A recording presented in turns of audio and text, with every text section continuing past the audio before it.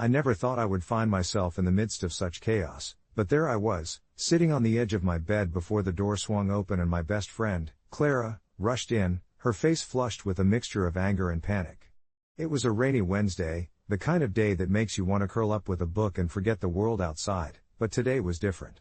Today marked 3 months since Clara's boyfriend, Ryan, had walked out, leaving her broken-hearted and desperate for answers that I had a sinking feeling she would never find. For years, I had stood by her through this tumultuous journey of love and heartache, but the truth was that I'd grown tired of her constant excuses, of the way she seemed to repeatedly brush aside her culpability in the relationship's unraveling to cling to her victim narrative. Ryan had been a good man, scrupulously faithful, but I'd watched the way Clara would flirt with him during parties, the subtle yet unmistakable invitations that would lead to late-night phone calls where she would complain about how distant he had become. I felt the weight of my own silence pressing down on me, which was why, on that rainy evening, when Clara burst into my room, I finally found the words I had been holding back for months. "Clara, can we talk?" I asked gently, hoping to soften the blow. As the words left my mouth, I felt a storm brewing within me. It was time to address the elephant in the room, no matter how much I dreaded what might unfold. Clara plopped herself onto my bed, a worn-out tear-streaked pillow held tightly against her chest as she anxiously ran her fingers through her tousled hair.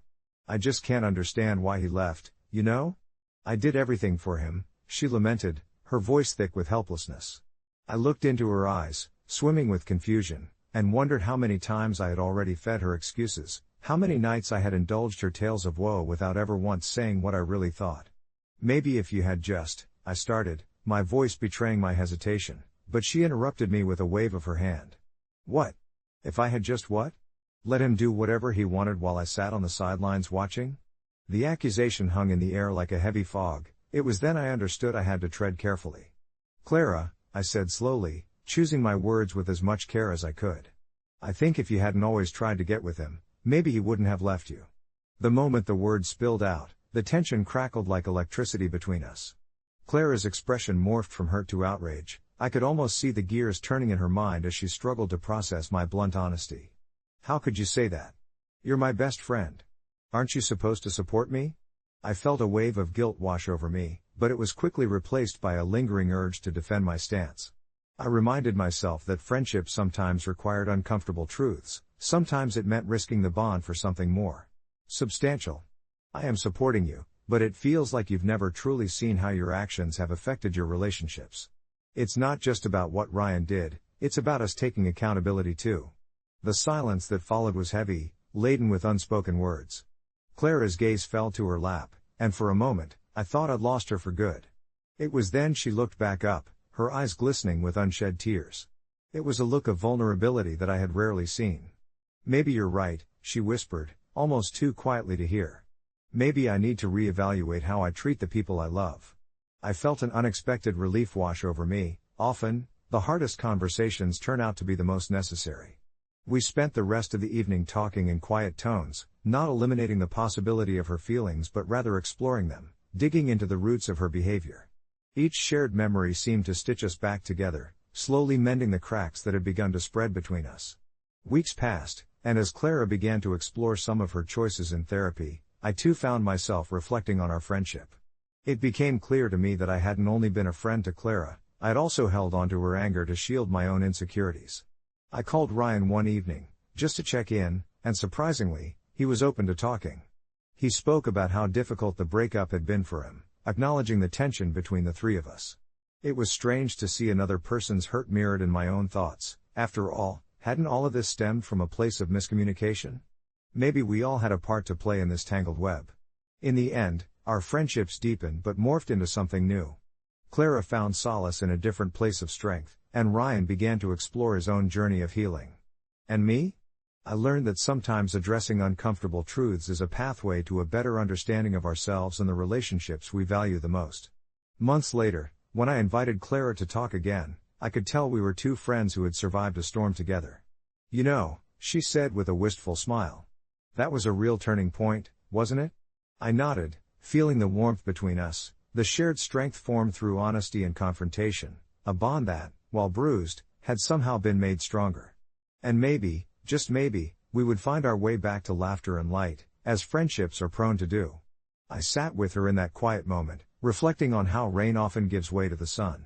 The experience wasn't just about blame or regret, it was a hard lesson in growth, empathy, and the importance of holding each other accountable as we navigate this unpredictable thing called love. The silence lingered, comfortable yet heavy, as we both processed everything that had been said. I glanced out the window, noticing the rain had finally ceased. It felt like a metaphor for our turbulent conversation, a storm that had passed, leaving behind a kind of clarity. "You know," I said softly, breaking the quiet, "you might not want to hear this, but part of me is glad this happened." Her eyebrows furrowed in confusion, and I quickly added, "Not because of the pain, but because it forced us to confront the things we usually sweep under the rug." She turned to me, her expression softening as she nodded, a hint of understanding dancing in her eyes. We were two souls tangled in a web of relationships, me, the one who had tried to help her see where her actions were leading, and her, the one who had, perhaps unknowingly, steered her life into choppy waters. We spoke for hours, delving into her relationship with Jake, her boyfriend, and the heartache that had been crippling her since he left. I listened as she recounted the moments that led to their unraveling, the desperation to feel wanted battling against the impulses that drove her to seek affirmation in places it didn't belong. "Every time I thought about you and Tyler laughing together, it made me feel like I was missing something," she admitted, her voice barely above a whisper. It was an admission filled with vulnerable honesty that echoed in the quiet of my living room, sinking into the spaces where judgment had dissolved. As our conversation unfolded, I realized that not only was I trying to disentangle her from her own thoughts, but perhaps also from my lingering resentment over how her actions had affected my life. Eventually, the air shifted from confrontation to appreciation, as she thanked me for pushing her to see the reality of her choices. "You saved me from myself, you know that?" she said, her voice laced with gratitude. I felt a surge of warmth at her acknowledgement, a soothing balm on the wounds that had formed from the conflict. "Sometimes you need someone to be honest with you, even if it stings," I replied, wishing she understood how difficult it had been for me to say the words I had spoken. The evening wore on, and with every moment we shared, the shadows of our past began to recede, illuminating the path before us. On a whim, I suggested we consider starting a book club together, something that had been a long-standing joke between us. The idea was met with a laugh, and just like that, we transitioned from heavy-hearted discussions to playful banter about what books we might choose. It was a brilliant revelation, the whimsical notion of stories to share and discuss drawing us back into the familiar rhythm of our friendship, leaving our deeper troubles behind, if only for a moment.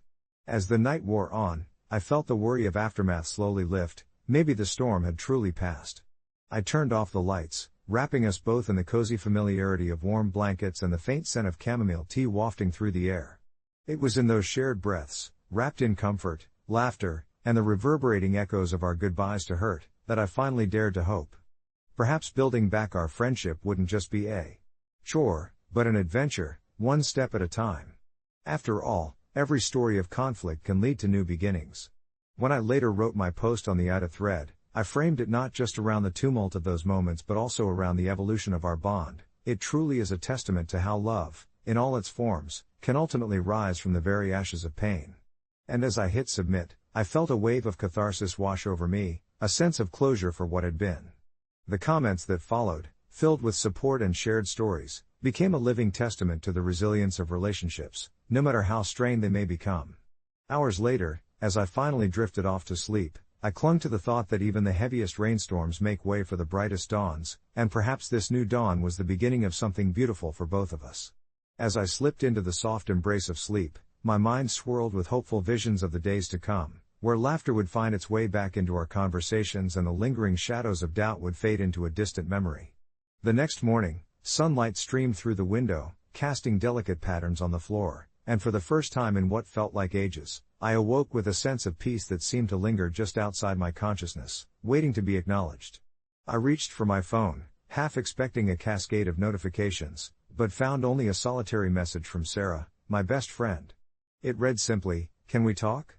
I could sense the apprehension in those 3 words, a quiet echo of all the unsaid apologies hanging between us. While I was eager to engage, I also felt a tightening in my chest at the thought of another difficult conversation. What would I say? Did I even know how to approach it? Taking a deep breath, I replied with a tentative, "Of course, when and where?" We decided to meet at our favorite cafe, a small, cozy place adorned with whimsical decor and the intoxicating aroma of fresh pastries. Arriving a bit early, I perched on a low stool, my heart thudding in anticipation of what would unfold. When she walked in, she appeared almost ethereal, the sunlight catching the strands of her hair, framing her face like a soft halo.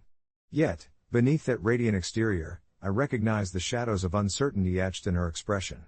She slid into the seat across from me, and we exchanged hesitant smiles, as if testing the waters after a storm. "I'm really sorry," Sarah began, her voice shaky but sincere. "I've been thinking a lot about everything, about how selfish I was, and I don't know how I let it get that far." I wanted to jump in, to assure her that we would be okay, but something inside urged me to let her voice her feelings first.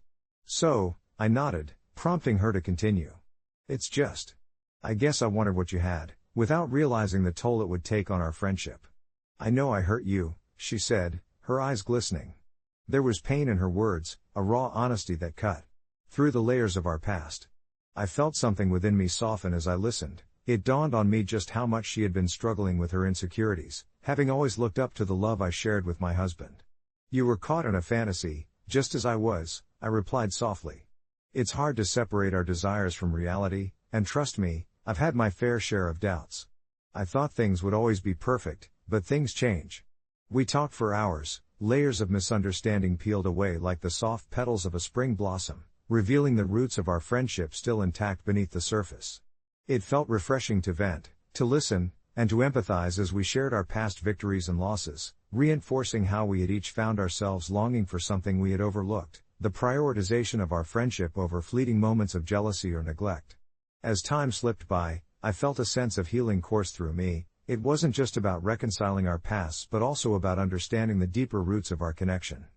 By the time we reached the end of our coffee, I felt as if we had created a new layer in our bond, more resilient than before. "So, what now?" I asked as we gathered our things, feeling light. "I think we should take it slow, just focus on being us again," she mused. "Let's just hang out, like we used to without any complications." I grinned, surprised at the weight that had lifted between us. We had learned a hard lesson together, one I hoped would keep us stronger and more connected moving forward. In the days that followed, we slowly began to rebuild our friendship. We went for runs by the river, where we laughed until our sides hurt, cooking together on the weekends, and even picking out movies to binge on lazy afternoons. Each gathering felt therapeutic, stitching together the frayed edges of our lives. I also saw how she began to take a step back from seeking validation in the attention of others and focused more on nourishing her self-worth. It was inspiring, and I felt grateful to witness her growth. Pain, it turned out, was not the end of our journeys but merely a pit stop on the way to something extraordinary. And with each passing day, the sunlight grew brighter, reminding me of how our lives could soften and reshape after a heavy rainstorm. As for my marriage, that too started to flourish. My husband had come to understand the weight of the situation, and we worked on cultivating stronger communication, prioritizing our bond in a way that honored its foundation. Perhaps we were all just learning how to navigate the complexities of love, friendship, and desire, an ongoing journey where every misstep could lead to enlightening perspectives. The day came when I found myself pouring out my heart again in another Reddit post, this time sharing the beautiful progress we had made, casting a brighter light on the lessons of accountability and unconditional support. "We're all flawed," I wrote, "but embracing each other's flaws can lead to something even more beautiful." It was cathartic, feeling the words tumble out freely, no longer burdened by resentment but buoyed by hope. As I hit submit, I looked out the window at the dawn breaking over the horizon, the colors blending seamlessly together, and for a moment, it felt like I was standing at the brink of an adventure, one built on healing and sincerity. What followed was a stream of encouraging comments and heartfelt messages from fellow Redditors who had experienced their own journeys of reconciliation, and they reminded me that the most difficult paths can lead to unexpected destinations, the small moments of joy, the laughter shared over coffee, and the deepening of true friendship.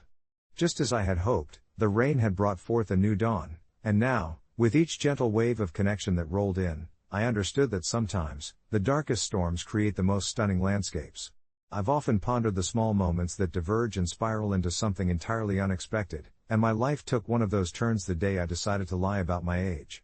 I was just 16, a kid on the precipice of adulthood, yearning for independence but too trapped under the weight of my parental expectations to carve my own path. When I spotted that quaint little apartment listed online, affordable, With sunlight streaming through each window and an inviting balcony overlooking a park, I felt an electric thrill rush through me. For years, I had dreamt of escaping my suffocating home life. The thought of living alone was intoxicating. So, in a reckless rush, I crafted a new identity, boldly declaring myself 21, convinced that one tiny lie was harmless. Somehow, the landlord took my fabricated story at face value, signing the lease without a second glance. The first night in that empty apartment was exhilarating. I remember sinking into the unfamiliar couch with a glass of cheap wine, my heart racing with the thrill of my newfound freedom. Yet, as time passed, I realized I had unwittingly opened a Pandora's box. Lying about my age became a habit, a reckless thread that began to weave itself through the very fabric of my life. I found myself straddling two worlds, the carefree existence of a college student and the terrifying reality of still being a teenager. Every interaction with my neighbors and new friends came laced with the tension of my deception, and my anxiety peaked each time someone asked me to recount a story about my past. I avoided anything that might have exposed my truth, replying with vague memories crafted from bits and pieces of friends' experiences and the stories I gravitated toward online. I reveled in the freedom but became increasingly engulfed by the guilt of my deceit. My little sanctuary morphed into a gilded cage, and as the months rolled on, I felt the pressure mounting. One evening, I returned home after a long day at my high school, only to find my neighbor Leah waiting for me outside my apartment. Leah was 22, a free spirit with an infectious laughter that echoed through the halls, and somehow, I had allowed myself to get close. She had welcomed me into her circle, and I was terrified of the moment she would discover my truth. Yet that evening, she simply turned to me and asked if I wanted to join her for a dinner with her friends, a casual invitation that filled me with both gratitude and dread. I spent the night dodging questions like they were bullets and laughing a little too hard at jokes that I couldn't fully understand. But underneath the surface, I felt it creeping in, the weight of my deception. I would always be looking over my shoulder, waiting for the inevitable crash when my lies would unravel. The breaking point came on my birthday, which I had kept a secret from everyone. I didn't want to face the shame of revealing my actual age, but I felt so alone as I stared at the clock, watching the hours tick by. Leah and her friends surprised me with a small cake as they ambushed me with a chorus of happy birthday, only I felt shattered inside. That night, I gathered the courage to pull Leah aside, my palms clammy with anxiety.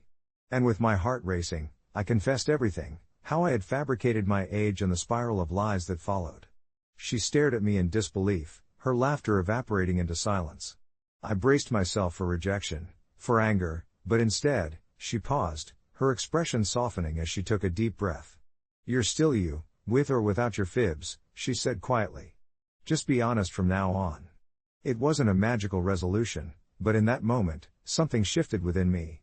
I realized I needed to take ownership of my truth, as complicated and messy as it was. I began to dismantle the layers of my facade, allowing those around me to see the real me, a confused teenager navigating adulthood. Though it didn't erase the past, I began to mend my relationships, unexpected friendships blossoming from the ashes of my dishonesty. The landlord eventually agreed to let me stay despite learning my true age, seeing the growth within me as I started taking responsibility. Looking back, I realized that snowballing can lead not just to chaos, but to unexpected positivity. I learned that the weight of truth carries its own freedom, and while I never would have chosen that path, it shaped who I am today. Life is not about the perfect facade, it's in the moments of genuine connection and vulnerability. And to the world, I now stand as I am, an imperfect being with tales of mistakes and lessons that remind me to embrace authenticity. Update: a year has passed since the confessional night, and I'm now navigating college, still in that same apartment. Leah and I have formed a close friendship, not based on my pretensions, but on real shared experiences, going to flea markets and sipping lattes while dissecting life's absurdities. I still catch myself looking back at that version of me, aware of how far I've come. Recently, I even wrote a letter to the landlord expressing my gratitude for believing in me during a time when I didn't believe in myself. He wrote back, reminding me that we all make mistakes and grow from them. Life is a winding journey, and I'm thankful for every twist and turn that brought me to now. But the journey hasn't always felt like smooth sailing. There have been moments, especially in the quiet hours when I reflect on my life, where a shadow of doubt creeps in, wondering if the foundation of my adult life was built on deception. During some of our flea market trips, as I flipped through vintage records and marveled at dusty books, I found myself revisiting that fateful decision at 16. It's funny how small fibs can grow into intricate webs that weave through our lives, binding us to choices we never intended to make. My friends would often laugh it off, joking that my made-up age had granted me an air of sophistication that belied my imagination, but there were times when I felt like I was playing a role in some bizarre play, always afraid someone would pull back the curtain and expose the truth. One evening, while we sat at our usual cafe, the sun dipping below the horizon, I hesitated when a local reporter approached our table, asking about my perspective on young renters in the city. My heart raced as I weighed my options, the words swirling around in my mind. I could easily slip into witty banter, call upon years of life experiences to fill the void, but what would that say about me? Would any of it matter if the foundation of my voice was rotted with untruths? I made a split-second decision, answering in broad strokes, citing statistics from research I'd read rather than lived experiences. The reporter nodded, jotting things down, and as she walked away with a polite smile, I felt a strange combination of relief and guilt wash over me. Life continued to carry on, my friendships deepened, my job stabilized, and sometimes, I even forgot the years that stretched beneath the surface of my fibs. Yet, shadows lingered. I would occasionally receive emails or messages from others who were caught in similar predicaments, drawn to me for advice, wondering how they too might navigate the fragile waters they'd created. While I tried to help them untangle the complexities, the irony of it all was not lost on me, the shared experience of building lies, faced by those who sought honesty from a person who didn't always walk the talk line. I slowly began to realize that many people held their own secrets, some even darker than mine. In a strange turn of events, my past no longer felt like a burden, it transformed into a bridge connecting me to others just trying to figure their way out of the dark. One night, while I was alone at home, I started a blog, a simple space where I could share my truths, my missteps, and the beauty of forging authentic connections, craft a narrative stripped of illusions. As I hit publish for the first time, I felt lighter, as if something oppressive had been lifted. I wrote about that first apartment, my fear-driven motivations, and ultimately, about how I emerged from it, not because of the falsehoods but because of my determination to embrace who I was becoming. A few months into my new online journey, I received a message that sent chills down my spine. It was from the landlord who had once taken a chance on a scared 16-year-old. "I saw your blog," he wrote simply. "It made me proud." Sometimes, we all carry parts of our past that we wish to forget, but they shape us into who we are today. Keep sharing your journey. His words were balm to a part of me that had worried about being known for my lies instead of my growth. I took a deep breath, realizing that despite my past, I was still welcomed into a community shaped by shared vulnerability. Looking back now, I see that each twist and turn, each misstep and misrepresentation, has intricately woven into the fabric of my life's narrative, and I wouldn't change a single thread. Following the landlord's kind words, I decided it was time to be completely honest with my friends, to share the entirety of my story as a gift of authenticity we could all cherish. Sitting down over steaming lattes and sweet pastries, I spilled my heart and all my confessions. Their reactions were loving. Instead of judgment, there was understanding, an acknowledgement that life is chaotic and imperfect and that we all wear masks from time to time, seeking the right moment to slip them off. So, here I am, at a point in my life where I embrace my past as part of my present, where honesty reigns, and where the story continues to evolve. As I write this, I can't help but wonder how many others sit in silence, their truths buried beneath the weight of society's expectations, waiting to break free and carve out their own narratives. I know that courage often looks like vulnerability and that sharing our stories, however messy, can light the way for those feeling lost in the shadows. Who knew a simple lie at 16 would lead to so much growth? Life can indeed be a wondrous, winding journey if we give ourselves the permission to be authentic along the way. As I sit here, reflecting on the winding path that brought me to this moment, I can't help but think of how transformative the last few years have been. The initial thrill of my bold deceit had worn off long ago, replaced by a profound realization that authenticity is far more liberating than pretending to be someone else. In the years since I hastily claimed an age that belonged to someone wiser than me, I've navigated a maze of experiences that have shaped my identity far more than that flimsy lie ever could. I remember the moments of doubt, the nagging voice whispering in my ear, telling me that I wasn't worthy of the life I had built, that one day the truth would emerge and all my hard work would crumble around me like a house of cards. Those fears hung over me, a gray cloud threatening to unleash its downpour at any moment. But with each passing day, I learned more about myself. I discovered my passions, falling in love with the art of photography, a pursuit that allowed me to capture the subtle beauty in the mundane. I can vividly recall that crisp autumn afternoon at the park, the way the leaves danced to the ground, how the golden sunlight fell perfectly on the faces of children laughing. It felt like I was painting images with my camera, narrating the unspoken stories that each frame held. It was through these creative outlets that I found community, fellow artists who, like me, were drawn together by the heartbeats of their passions. There was something raw and profound about those gatherings, sharing pieces of our lives through our art without ever having to hide behind pretense. It felt like I had finally shed the weight of my earlier facade, and instead, I was embraced. For the messy, beautiful reality that I had to offer, the child who had once lied about her age, now standing tall among those who poured their truths into the world. And yet, even in these moments of connection, I still felt the lingering shadows of my past nudging at my consciousness. I anguished over whether I should come clean to my friends about my youthful deception, questioning if such a revelation would shatter the fragile tapestry of trust that I had worked so diligently to weave over the years. Then one evening, as I sat with a friend I had grown particularly close to, Sarah, with her infectious laugh and knack for enlightening conversations, we dove deeper into our respective struggles. I could see the way she battled her own insecurities, the way she compared her journey to others, especially on social media, where the reels of polished lives could leave one feeling utterly inadequate. It struck me then that maybe sharing my story might alleviate some of her burdens and offer her solace in realizing that we are all wrestling with our own narratives, imperfect and beautifully complex. With a trembling heart, I admitted to her my truth, the fib about my age, the fear of being seen as an unworthy child. Instead of recoiling, Sarah leaned in closer, her eyes wide and understanding. To my surprise, she didn't judge. Instead, she shared her own secret, a time when she had pretended to be more established in her career than she truly was, a facade birthed out of fear and desperation. It felt like a domino had fallen, setting off a chain reaction of shared confessions. Topics that previously felt taboo were suddenly free to roam between us. What began as an anxious confession morphed into a profound exchange of intimacy, where we offered pieces of our flawed existence to one another, a dance of vulnerability that, while unnerving, solidified our bond even further. As our conversations layered over one another, painting a richer tapestry of our friendship, I noticed that pain and joy cohabitated in those stories, each lending strength to the other. By the time the sun had set, casting soft shadows across our faces, I felt a wave of liberation wash over me. It was the first time my lie didn't feel like an anchor, but rather, a stepping stone towards deeper truths and connections.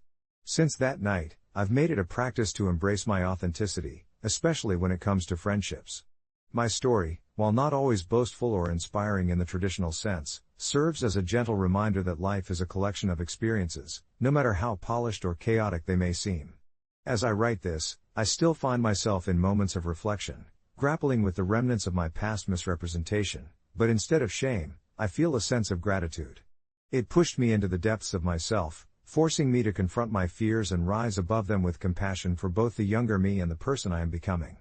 Truly, our lives are a mosaic of light and shadow, and even the mistakes can guide us to the most radiant pieces of ourselves if we allow them the space to exist.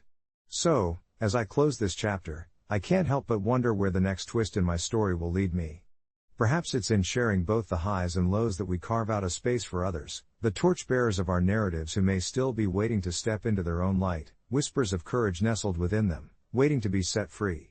It was one of those gray mornings when the world felt like a barely awake dream, and I had just settled into my favorite corner of the couch, coffee cradled in hand, when my phone buzzed with a message that shifted my entire day into a realm of unplanned chaos. My sister, Emily, was in a bind again. My heart sank a little because knowing her, this would not be a small request. She had 2 kids under the age of 5, an energetic whirlwind and a determined toddler, and I loved them both fiercely, though I often felt the weight of responsibility to support her. "Hey, can you watch the kids for a few hours? I've got a last-minute appointment," the text read, and in my mind, I could already picture the screen light illuminating her frazzled expression. I took a sip of my coffee, the warmth spreading through me, and started weighing my options. I wanted to help Emily, I really did. But I had plans, simple ones, just a day to myself to recharge, something I desperately needed after weeks of emotional labor from work. I sat there, contemplating everything, the guilt of saying no, the responsibility that would flicker into my reality should I agree, and the nagging realization that I hadn't met her needs on countless other occasions. Every time she counted on me, It felt a little more like a betrayal of my own needs if I couldn't deliver, just one more notch in the ever-growing tally of my unreliability. With a heavy sigh, I typed back, "I'm so sorry. I really can't today." The regret washed over me almost instantly, as if the warmth of my coffee had become cold. Minutes later, my phone buzzed again, and I braced myself for the emotional cascade that often followed our brief conversations. "You never can you?" Her response was immediate and cut like glass. I could almost hear the hurt in her voice through the screen. A flood of guilt crashed over me. "That's not fair. I'm trying to take care of myself, too," I replied, my fingers hurried but relating each word slowly, as if negotiating my way through a minefield of familial expectation and personal boundaries. We exchanged a few more texts, each tugging at the strings of obligation and disappointment, until the conversation crumbled into silence. I put my phone aside, but it sat there like a weight on my chest, the consequences of my decision ricocheting in my mind. I knew Emily was overwhelmed, that she felt isolated in her parenting journey, but I also felt a flicker of resentment growing. It wasn't just about her, this was about me, reclaiming my space. As the day rolled on, clouds drifted across the sky outside, matching my indecisiveness. I still felt tinged with guilt, yet a little relief flickered with it, and I tried to settle in, allowing myself to embrace the calm, yet I couldn't shake the familiar thought, am I the asshole here? In the days that followed, Emily stopped texting me as much. I caught glimpses of her life through social media, great family outings I was absent from, playground, playdates, motherly milestones. It gnawed at me. Had I really chosen my own comfort over supporting her through her storms? One late afternoon, as autumn leaves began swirling down like soft whispers outside, I decided to confront my feelings. I invited Emily over. When she arrived, I opened the door to a face that mirrored a combination of exhaustion and irritation. The tension hung thick between us like a stubborn spider web. Instead of tiptoeing around our recent distance, I invited her to sit down, poured us some fresh coffee, and admitted how I felt, my fears about not being enough, my struggles with selfishness, and the fatigue that sometimes consumed my every thought. To my surprise, she revealed her own struggles, how isolating parenting could be, how she sometimes felt like she was flailing, and how, in those moments of needing help, she often turned to me simply because I was family. This raw honesty broke the tension in the room, revealing a more profound connection between us than I had first believed. By the end of that conversation, we weren't just siblings discussing obligations, we were two people trying to navigate the murky waters of adulthood while balancing the people we loved with the need to care for ourselves. Almost instinctively, we agreed to do better, to lean on each other without judgment, and reshape the lines of expectation into something a bit more fluid. The journey to reforge our relationship wasn't a single moment but rather a series of conversations gently steering us back to empathy and understanding. Weeks passed, and although not every moment was perfect, gradually we learned how to share the load better. Sometimes she would find a babysitter, and I'd take the kids for some weekend fun, and at other times, I took a step back when I needed, trusting that Emily could lean on other friends or resources as well. In reflection, I found that prioritizing my own space did not make me an antagonist in Emily's story, but rather a supportive character learning how to also embrace vulnerability. Recently, she sent me a text that read, "Thanks for being so you," which filled me with a warmth I hadn't expected. Not an update of resentment, but one of acknowledgement and love. There are still days where that same guilt creeps back in, where I wonder if there's a balance I haven't struck, but I've found peace in knowing we're both trying, and perhaps that's enough in our labyrinth of life. As I settled into bed that night, the soft glow of my bedside lamp casting a calming light over the stacks of books lining my shelves, I reflected on the journey I had taken with my sister, Emily. That text she sent a few days ago, "Thanks for being so you," felt like a lifeline thrown to me in the turbulent waters of familial expectations and personal limitations. It was a stark contrast to the earlier exchanges we had, when my attempts to carve out my own space in life often clashed with what she deemed necessary, especially as a single mother juggling the demands of work and parenting. I thought back to the times when my refusal to step in as a backup babysitter left her frustrated, and I could almost feel the weight of unspoken words hanging between us. But how could I have been her safety net when my own foundation felt shaky, working through my goals while navigating an ever-evolving sense of self? I learned that while my role was to support, it wasn't to stretch myself so thin that it risked fraying everything I had worked so hard to build. As the light of day dimmed, I listened to the soft hum of the world outside my window, a calming backdrop that echoed my thoughts.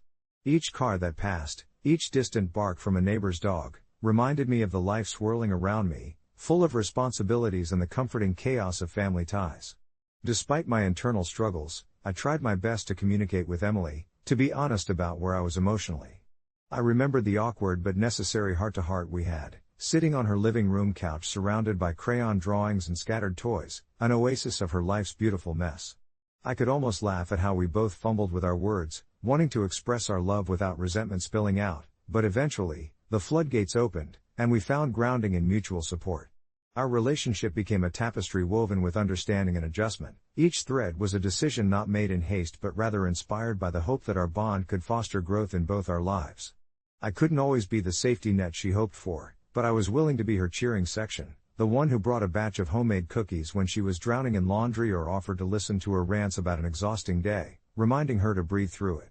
That text was more than gratitude. It felt like we were negotiating contracts of care instead of burdens of obligation, which was liberating in its own right. Now that tranquility rested in the acknowledgement of our roles, I felt lighter despite the hints of apprehension that occasionally lingered in my heart. Closing my eyes, I drifted into a dream where we freely shared laughter and affection without the shadows of guilt haunting our corners. It was both nurturing and freeing, a reminder that as we navigate our labyrinth, it could be filled with the joy of discovery rather than the weight of expectations. Whenever I woke to whispers of doubt, I'd pull that text from the recesses of my memory. Thanks for being so you.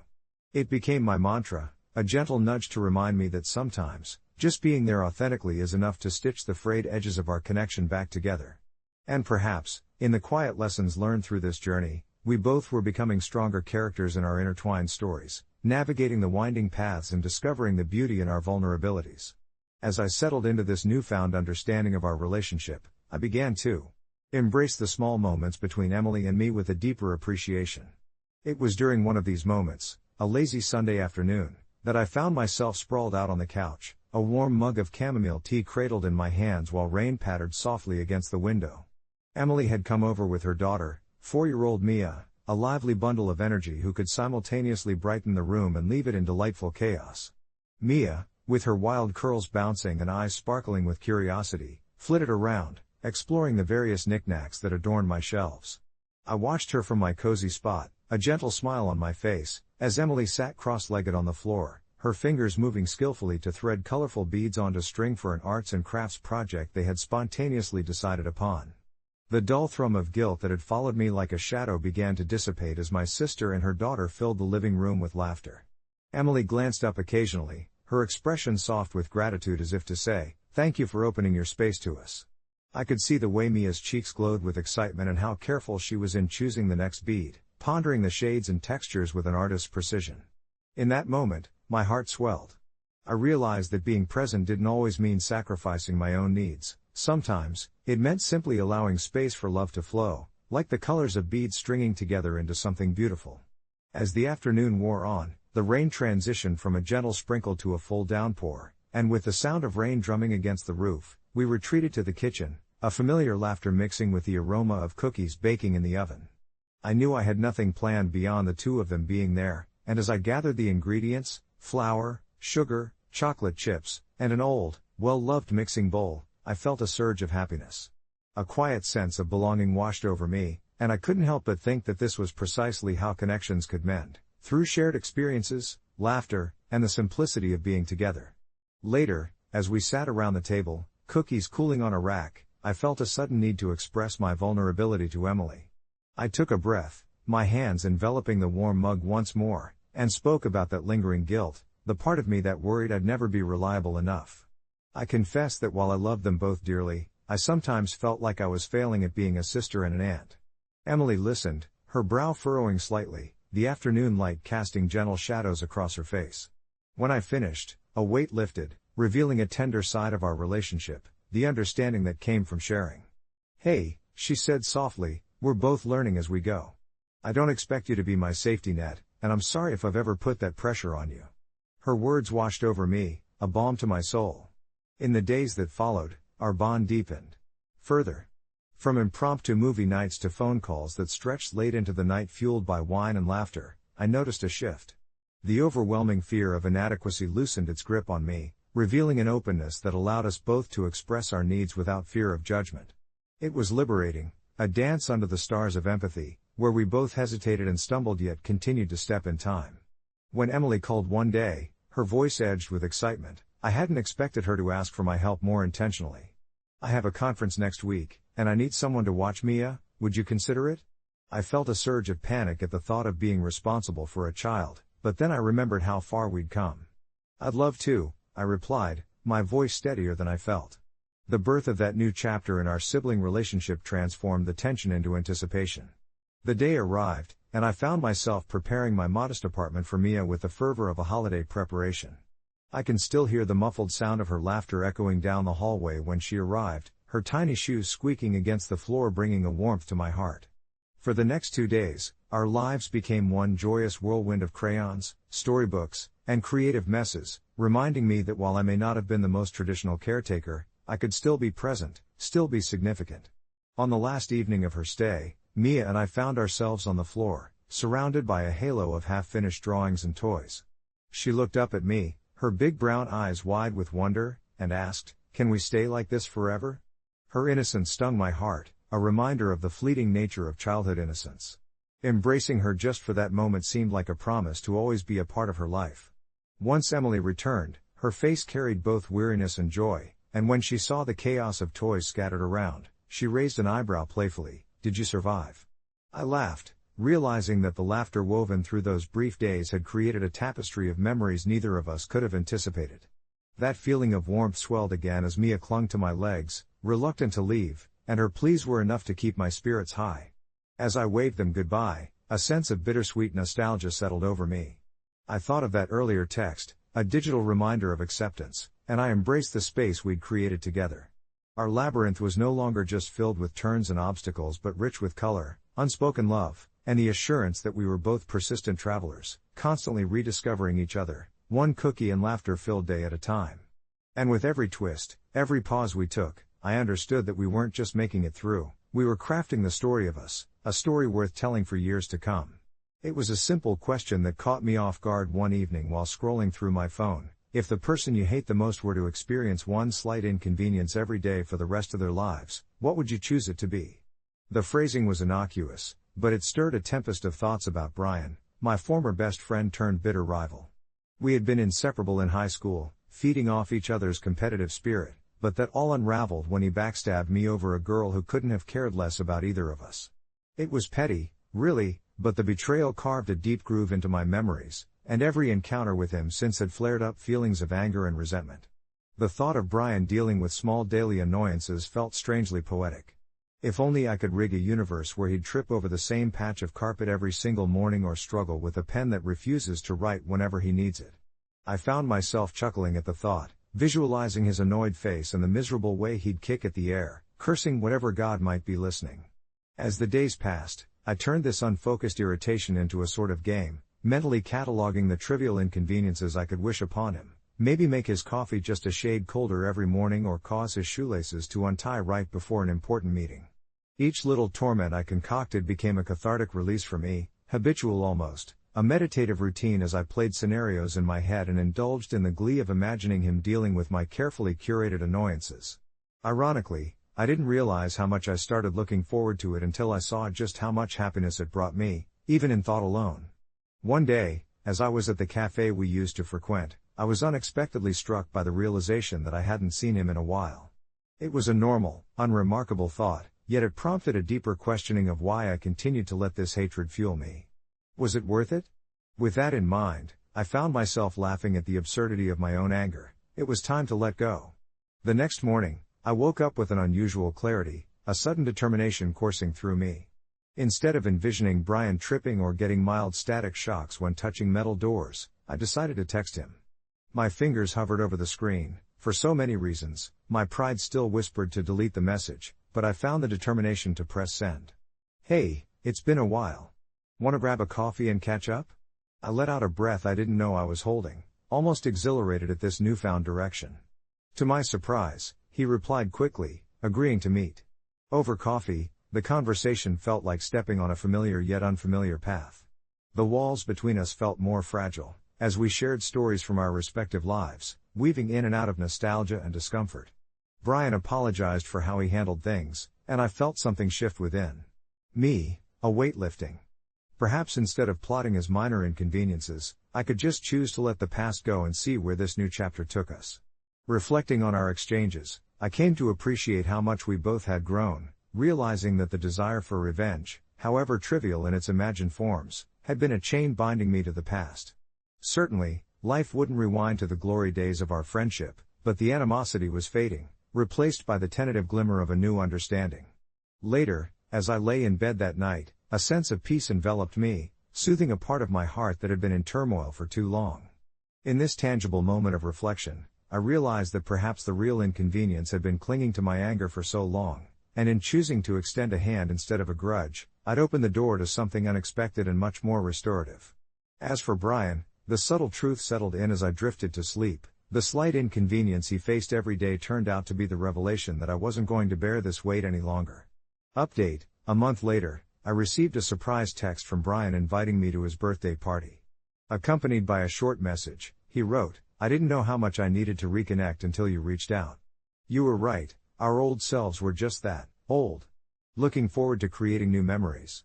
It felt strange and wonderful, almost daunting, as I realized not only had I freed myself, but perhaps we might just start a new chapter after all. As I sat on my bed staring at the blinking cursor on my phone, those words from Brian swirled around in my mind like leaves caught in a gentle autumn breeze.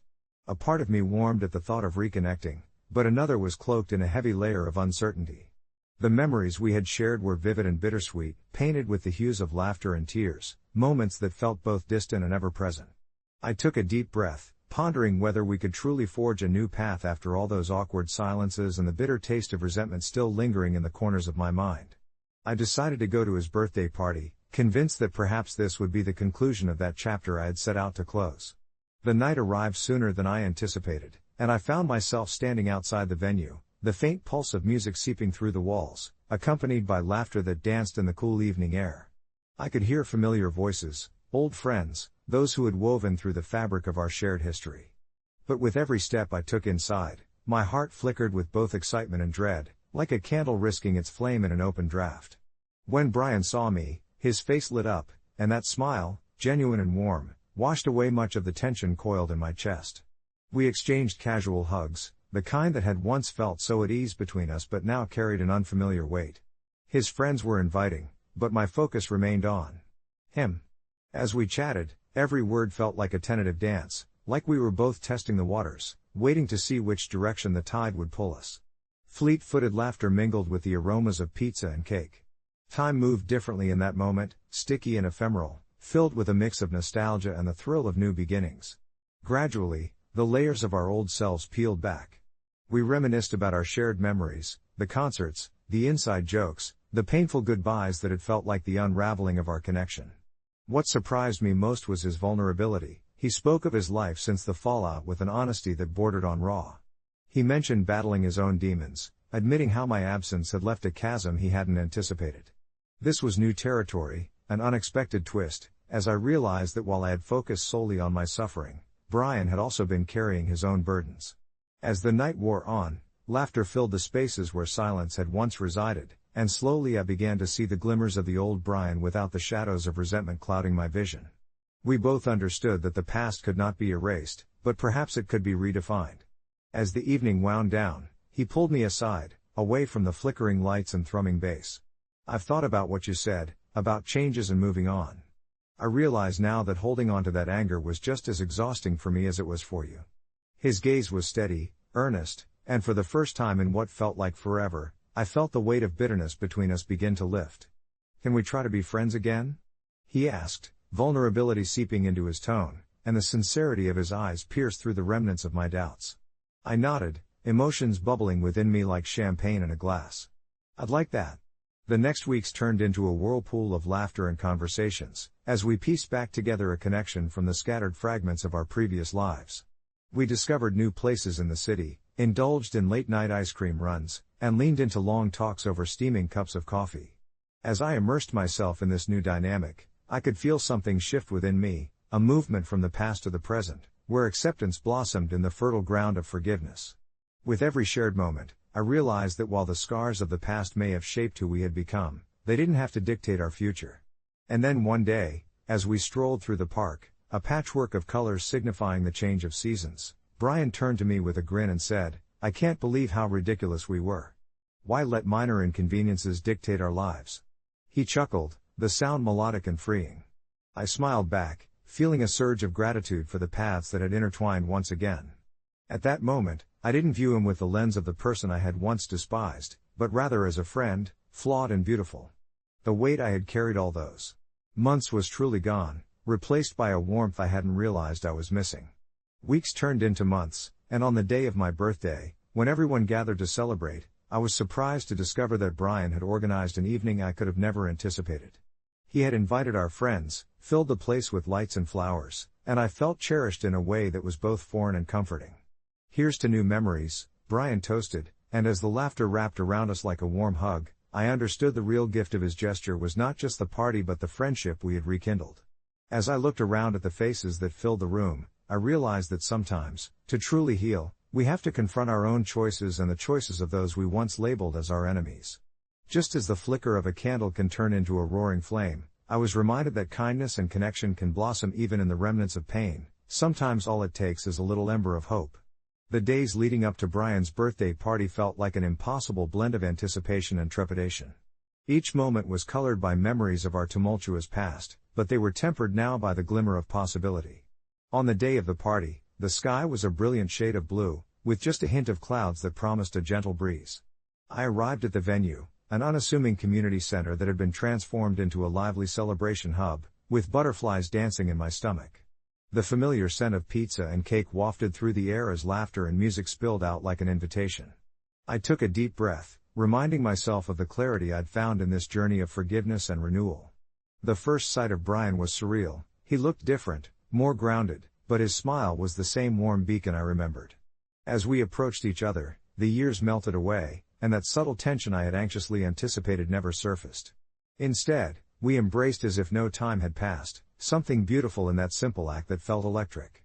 His eyes sparkled with gratitude and excitement as he introduced me to his friends, each of them carrying a piece of his life I had long been oblivious to.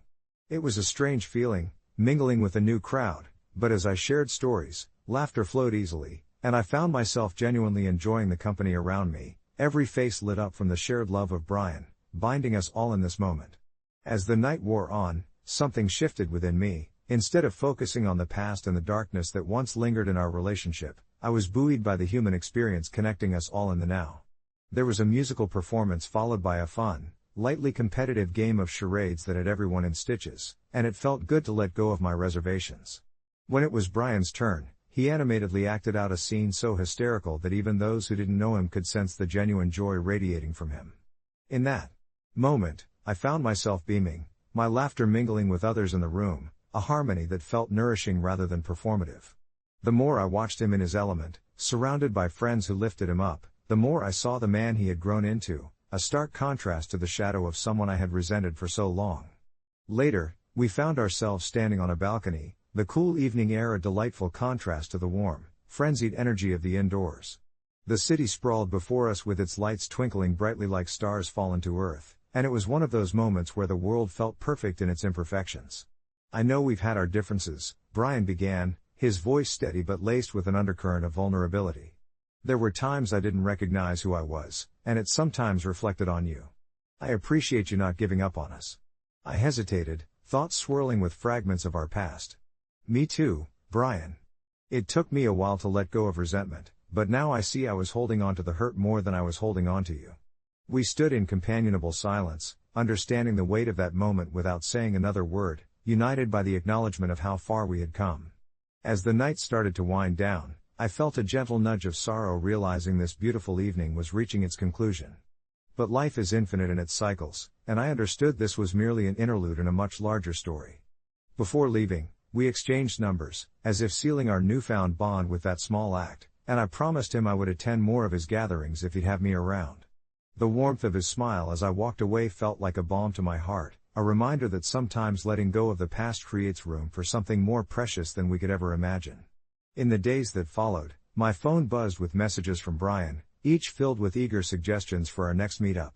We moved slowly, not rushing to fill the void of time lost but rather savoring each moment of rediscovery, embracing the joy of each small conversation that transformed the remnants of resentment into laughter and shared experiences. It had been a journey of 1,000 steps, yet somehow, it all began with a single choice to reevaluate my feelings, reflecting on what truly mattered. I learned that the burdens we carry are often heavier than the ones we impose upon others, and sometimes all it takes is a flicker of hope to reignite the flame of friendship in our hearts. As autumn approached, painting the world with rich hues of red and gold, I found myself looking forward to what lay ahead, grasping onto new moments with both hands, ready to embrace whatever came next, free from the chains of the past. Each message, each meetup reminded me that healing is ongoing. It's the daily decision to embrace kindness over bitterness that stitches the wounds and sustains the bonds we forge. With that simple ember of hope cradled gently in my heart, I knew the future held endless possibilities for reconnection and love, and somehow, that made every past inconvenience feel utterly worth it. I never thought my childhood resentment would follow me like a shadow, but here I am, finger hovering over the post button, ready to confess something I've kept bottled up for far too long. Growing up, my older brother Ryan was the constant reminder of how fragile life could be. Born with cerebral palsy, he navigated the world in a wheelchair and required assistance with nearly everything. I'm not ashamed to admit that, as his younger sibling, I often felt overshadowed by his circumstances. At family gatherings, all the attention was on him, his struggles, his achievements, the courage he showed just by waking up every day. I remember sitting on the sidelines, feeling invisible, watching our parents dote on him. It wasn't that I hated him, exactly, it was more like a simmering envy mixed with a profound discomfort about his condition that I didn't know how to express. This imbalance strained our relationship, especially as teenagers, when Ryan became more aware of his differences. I wanted to be the brother he looked up to, but instead, I often rolled my eyes or snapped back when he would ask for help. There was one instance I remember vividly. Ryan wanted to go to a concert in the city. He was so excited, beaming with that familiar spark that I rarely saw. I could feel all the pressure mounting. I didn't want to be seen as his caregiver, his protector, just another part of his life that would make me feel smaller. So, in a moment of selfishness, I told him I couldn't go. The disappointment etched on his face left me with an ache, but I convinced myself it was easier this way. Fast forward to a few years later, the day I got the call that he had passed away suddenly due to complications from his condition. It turned my world upside down. In an instant, the past evaporated. The resentment I had harbored turned into a tide of guilt that crashed over me, pulling me under. I found myself paralyzed by regret for all the times I hadn't been there for him when it mattered the most. I replayed those harsh words in my head like a broken record, and it's like every joy from my life had dimmed in his absence. Friends and family rallied around me, offering condolences, but nothing soothed the roar of what-ifs echoing in my mind. I missed my chance to be his brother. Months passed, and as I navigated this grief, I started volunteering at a local center for disabled individuals. It felt like an act of penance, but it also opened my eyes to a world I had distanced myself from. I met so many incredible people with stories that mirrored Ryan's in some ways, and I slowly began to understand the beauty of vulnerability and strength coexisting. With each moment spent there, I felt a piece of my heart begin to mend. But what still haunted me was the anger I held towards myself.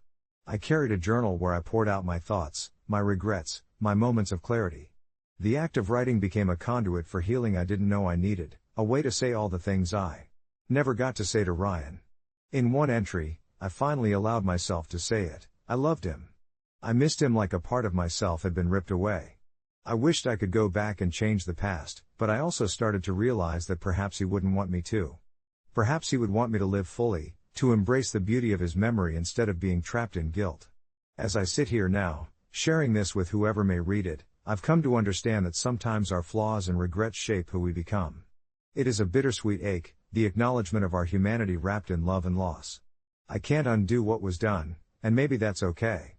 In the quiet moments, I find solace in thinking of Ryan, not as the brother I lost, but as the inspiration behind my growth, reminding me to cherish each day, to express love freely, and to reach out to those who need it most. Maybe one day, I'll pay this forward, transforming that shadow of regret into something brighter, something more profound. So here I am, hoping that others who feel the weight of unspoken words or unresolved feelings can find comfort in the fact that it's never too late to reach out, to forgive, even if that means forgiving yourself. Take it from someone who learned too late, love, in all its forms, is always worth it. As for the update, I recently went to a support group for siblings of people with disabilities, where I found the courage to share my story. And in doing so, I discovered that many others carry similar burdens of guilt and regret.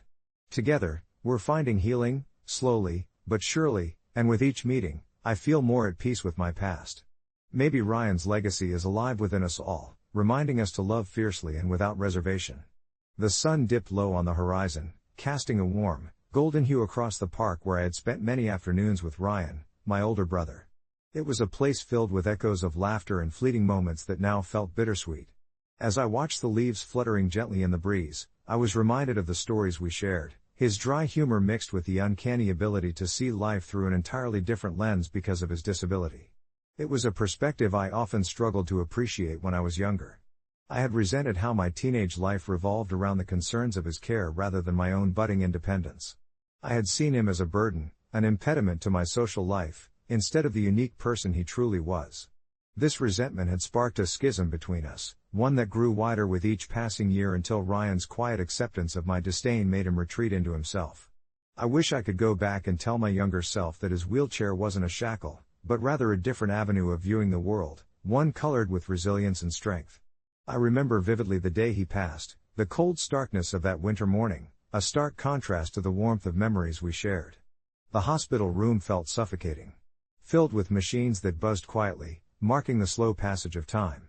I sat there, frozen, as a flood of emotions enveloped me like a heavy blanket. Guilt gnawed at me, biting through my bravado as I scrolled through old pictures on my phone. I dreaded looking at them, afraid of what I might find, scenes of a childhood that had become tainted by my bitterness. In those final moments, I watched Ryan's chest rise and fall with increasing effort, each breath a painful reminder of both his fragility and strength.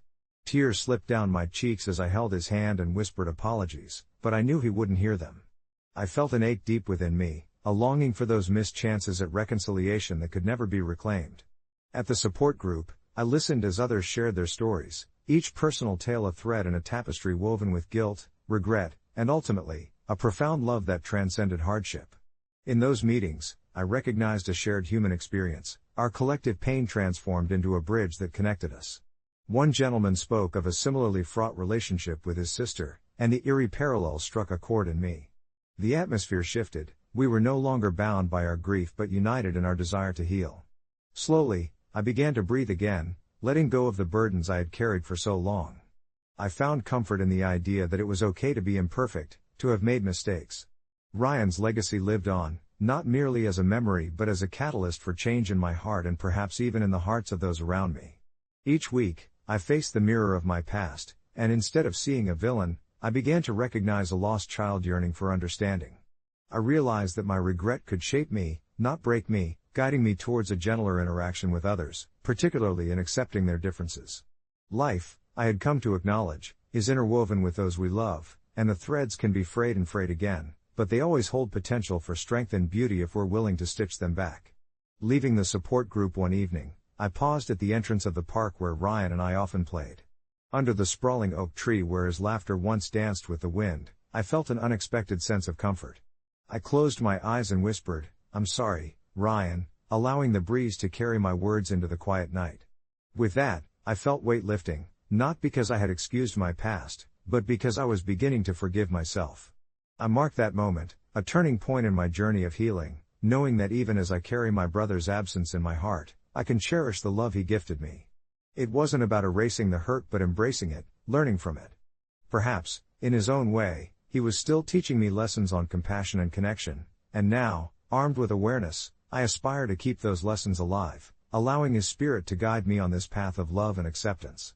With each passing week, as I attended those support group meetings, I felt more in tune with the threads of my life, a tapestry woven with the vibrant colors of grief, guilt, love, and hope. I could see the connections forming among the group, comprised of siblings who held similar burdens of regret and sorrow.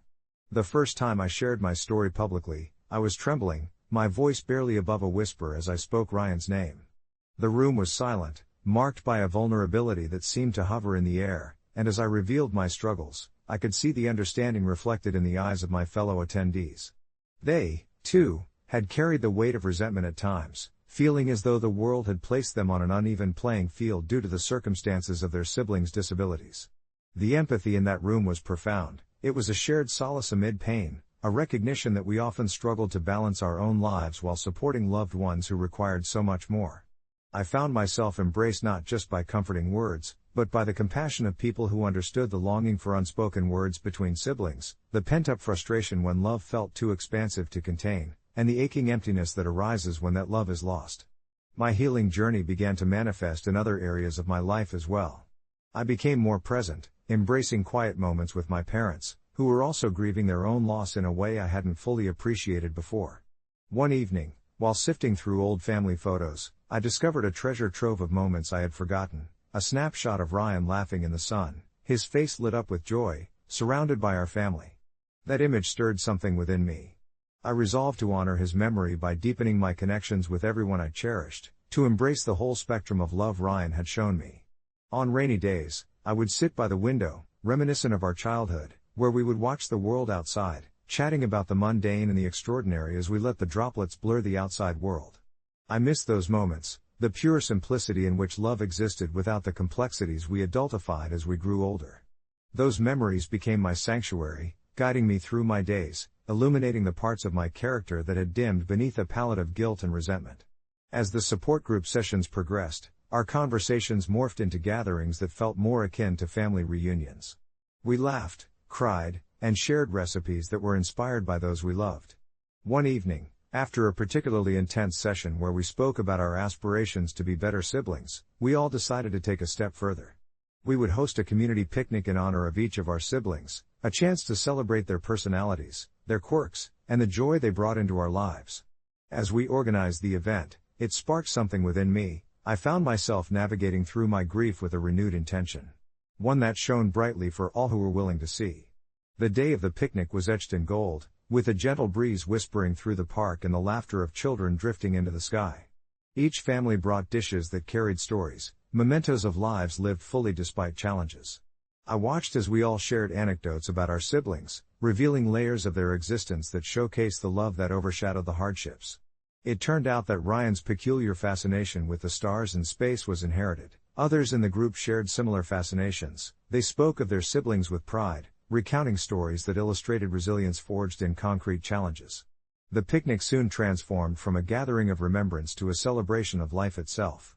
When the sun dipped low, casting a golden hue across the park, I stood with a plate in hand, looking at the vivid display of community spirit before me. There was Ryan's favorite dish, a pasta salad my mother always made for him, adorned with fresh herbs from our garden.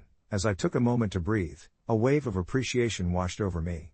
I realized that every bite echoed through time, a delicious reminder that in the face of heartache, connection thrives.